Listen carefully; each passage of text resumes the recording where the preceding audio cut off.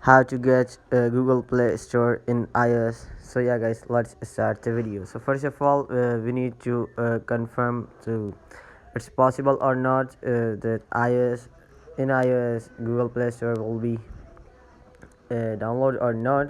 So let's say first off open the Safari in your mobile phone, then after that you need to type here the Google Play Store in iOS. Then you need to tap on the go. After that you will scroll a little bit down and Android's app on Google Play. Then you need to tap on the App Store, and after that you will download the Google Play Store from this website. And here you will use Google Play Store in iOS. So yeah guys, this is how you can do it. If this video was helpful for you guys, so please consider subscribe without being said guys.